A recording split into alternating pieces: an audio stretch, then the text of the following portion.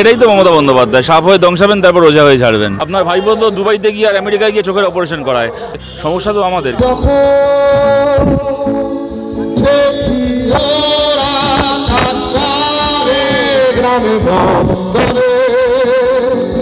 দিন যাচ্ছে তত কি আন্দোলন কমছে কোথাও গিয়ে? আজকে মহালয়ার আগের দিন বোধহয় গড় হাজির জনতা। কমাবারও তো প্রশ্ন না। আজকে কলকাতা শহর যা মিছিল দেখেছে, কলেজ স্ট্রিট থেকে শুরু করে কলেজ স্কোয়ার থেকে শুরু করে রবীন্দ্র সদন পর্যন্ত, এরকম মিছিল মানে কোন রাজনৈতিক দলের ডাকে এত বড় মিছিল খুব কম হয়। এবং মানুষ যে একটা পুজোর মধ্যে উৎসবের মধ্যেও তাদের বোনকে ভোলেনি, এর থেকে বড় কথা কি হতে পারে বলুন তো? যেখানে ভুলিয়ে দেওয়ার এত রকম চক্রান্ত হয়েছে, এত পরামর্শ দিয়েছে, এত জ্ঞানী এসে জ্ঞান দিয়ে গেছে যে আপনারা প্রতিবাদ ছেড়ে উৎসবে ফিরুন। তারপরেও যে মানুষ উৎসবেও মানুষ গেছেন, অংশগ্রহণ করছেন, কিন্তু উৎসবে অংশগ্রহণ করার সময়ও মানুষ তাদের বোনকে ভোলেনি, তার বোনের হয়ে লড়াইকে ভোলেনি। এইটা কি কম কথা? বিজেপি রাজ্য সভাপতি বলছেন রাত দখল ভোট দখল করে লাভ হবে না, মুখ্যমন্ত্রীকে পদ থেকে নামাতে হবে। নামান, কে বারণ করেছে? আপনার দলের নেতাদেরকে বলুন, মুখ্যমন্ত্রী গোটা পরিবার, ওনার দলের গোটা দলের সব নেতার নামে এত দুর্নীতির প্রমাণ নিয়ে বসে আছেন। যার জেলে থাকার কথা সে এখন ঘুরে ঘুরে পুজো উদ্বোধন করে বেড়াচ্ছে। তা আপনি এগুলো মিডিয়ায় বলে কি করবেন? আপনার দলের নেতাদেরকে গিয়ে বলুন। নামাতে কেউ বারণ করেছে? নামাচ্ছেন না কেন? মুখ্যমন্ত্রী আজকে কিন্তু সুজিত বসুর পুজোতে গিয়েছিলেন, সেই সম্বন্ধে কি গেছেন? ওনার তো যাওয়ার ইচ্ছা আছে, গেছেন, কি আছে? কদিন আগে উনি মিটিং করে সুজিত বোসকে সবার সামনে বললেন যে সুজিত বোস কত টাকা খাচ্ছে, সল্টলেকের ফুটপাতে বেআইনিভাবে ওখান থেকে কত টাকা তোলাবাজি করছে। উনি নিজে ভালো করে জানেন যে সুজিত বোস টাকা খায়, তোলাবাজ। আবার সেই তোলাবাজকেই সামাজিক স্বীকৃতি দিয়ে আসেন, তার পুজো উদ্বোধন করেন। সুতরাং এটাই তো মমতা বন্দ্যোপাধ্যায়, সাপ হয়ে দংশাবেন তারপর রোজা হয়ে ছাড়বেন। ওনার তো নীতিনৈতিকতা বলে কিছু নেই। উনি হচ্ছেন এক হাতে মানে জ্ঞান দেন আর এক হাতে কাটমানি খান। এই মুহূর্তে সুপ্রিম কোর্টে যেভাবে তদন্তটা চলছে, মামলাটা চলছে, সেটা থেকে সন্তোষের ব্যাপার না। সুপ্রিম কোর্ট নিশ্চয়ই জরুরি কিছু পদক্ষেপ নিয়েছেন বা কিছু জরুরি গাইডলাইন দিয়েছেন, কিন্তু এটা আমাদের জানতে হবে যে তদন্ত সংক্রান্ত আসল শুনানি কিন্তু সুপ্রিম কোর্টে হচ্ছে না, ওটা কিন্তু হচ্ছে শিয়ালদা কোর্টে। ওখানেই যা হওয়ার হবে, হয় অপরাধী শাস্তি পাবে অথবা অপরাধী বেঁচে যাবে। সুপ্রিম কোর্ট ওভারঅল কতগুলো পারভিউতে তাদের দেখছেন যে ডাক্তারদের বিভিন্ন দাবি দেওয়া, জুনিয়র ডাক্তারদের দাবি দেওয়া, কোথায় সরকারের কী ভূমিকা নিতে পারে, পদক্ষেপ নিতে পারে, এইগুলো। কিন্তু তদন্তের যারা অপরাধী তাদের বিরুদ্ধে কি প্রমাণ আছে না আছে, এরপরে তাদের কীভাবে তাদেরকে আরও শাস্তি দেওয়ার ব্যবস্থা করা হবে, কি তথ্য প্রমাণ নিয়ে তাদের বিরুদ্ধে কেসে আর্গিউ করবে, পুরোটাই শিয়ালদা কোর্টে হবে। শিয়ালদা কোর্টে যা রায় হবে, তারপর সেশনস কোর্ট আছে, হাইকোর্ট আছে, ডিভিশন বেঞ্চ আছে, তারপর সুপ্রিম কোর্ট অনেক পরে আসছে। সুতরাং সুপ্রিম কোর্টের দিকে আমরা সবাই কৌতূহল নিয়ে তাকিয়ে আছি, আগ্রহ নিয়ে তাকিয়ে আছি, উৎকণ্ঠা নিয়ে তাকিয়ে আছি, কিন্তু শিয়ালদা কোর্টের দিকেও কিন্তু তাকিয়ে থাকতে হবে আমাদেরকে। আসল বিষয়টা কিন্তু ওখানেই যা হওয়ার হচ্ছে। এমন না হয় যে আমরা সুপ্রিম কোর্টের দিকে তাকিয়ে থাকলাম আর শিয়ালদা কোর্ট থেকে প্রমাণ লোপাট করে ধর্ষকদেরকে আর কি মুক্তি দিয়ে দেওয়া হলো, ছাড় পাইয়ে দেওয়া হলো।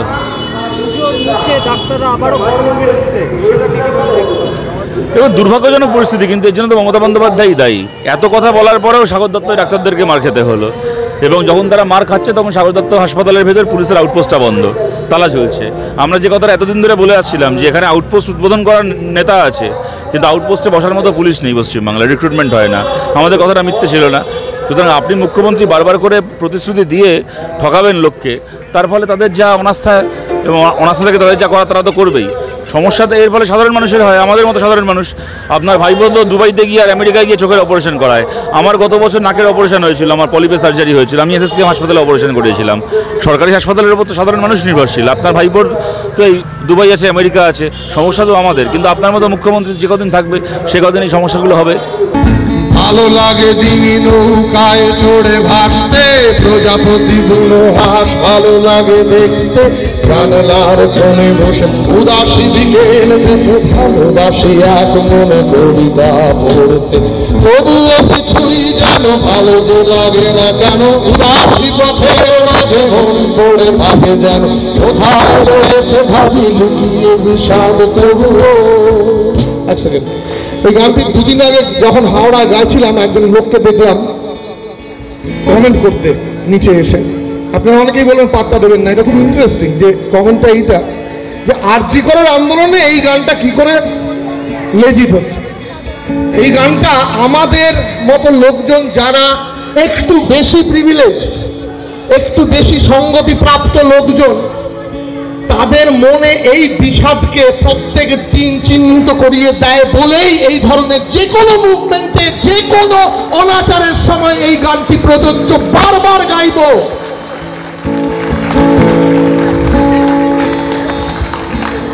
যখন দেখি ওরা কাজ করে গ্রামে করে শুধুই পাগল পালায় কাম ধরায় মাঠে প্রাণ করে,